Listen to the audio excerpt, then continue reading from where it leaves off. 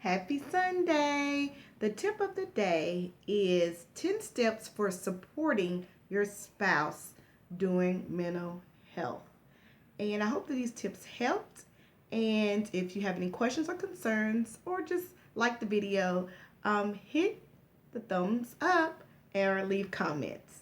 I chose this topic because I've been married August the 30th, 12 years. And, I always talk to my friends about their marriages and we just share different things. But, um, I thought of a question. What if your spouse was diagnosed with the illness or mental health? What do you do? Your world is turned upside down. And I wanted to give you tips because I work in mental health.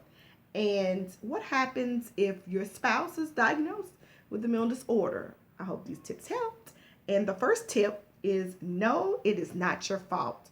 Oh, it's so hard to just deal with marriage on its own, and just adding mental health is extremely hard. But knowing it's not your fault is the first step. Number two is show them love and affection and respect. We really need to show agape love just in marriage, and the love that God shows us. And that is extremely hard, especially half of us don't even know how to love ourselves or our neighbor. But extreme times like this, you really can see who really has your back and who really loves you. So, just show them love and affection and support, and get help, get support.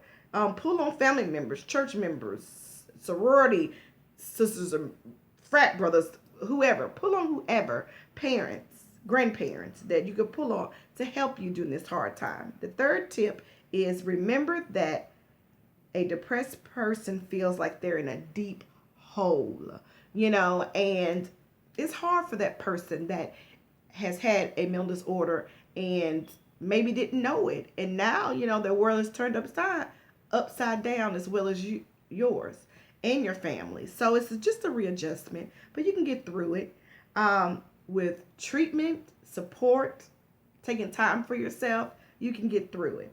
Number four, it's not personal. It's an illness. A lot of times we take it personal as spouses. We take everything personal, and we fight, bicker about a whole bunch of things. But during this time, as the healthier spouse, you have to put on your armor and you have to really fight, and just ensure your family is okay. If you have children, I recommend counseling, finding ways to incorporate the children and being knowledge about the disorder that your spouse is having.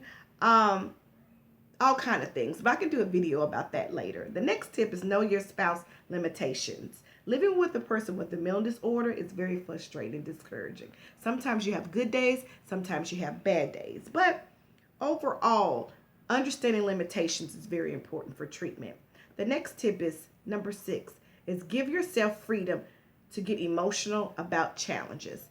That's why support is so important. You can't do this alone and be successful. Living with a spouse with a mental disorder is not easy by far. Even having a spouse is not even easy. You know that if you've been married. But a great deal of emotion and energy is allowed it for this difficult time. But you know what? Pick your arm up, hold your head up, and you can get through it. But you have to have a plan in place. The 7th thing is communicate openly. Encourage your spouse to talk about his or her feelings. And if they have an episode, that's why you talk to the therapist or the counselor, to teach you strategies on how to deal with the episodes of anxiety, depression, or etc. It's very important that you are equipped so you can deal with the long road ahead of you. The 8th tip is give your spouse the freedom to share and have a hard time.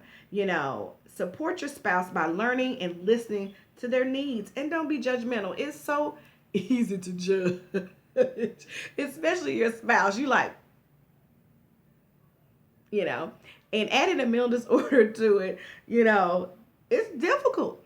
But, with understanding the diagnosis, listening, I mean, you'll through this, one thing I can say, you'll be a great listener, and you'll get an understanding of how to deal with your spouse better.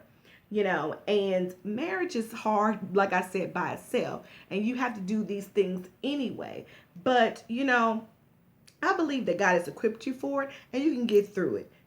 We just have to move some things around to learn some things, and to wash some things away to ensure our spouses can be successful, and especially with treatment.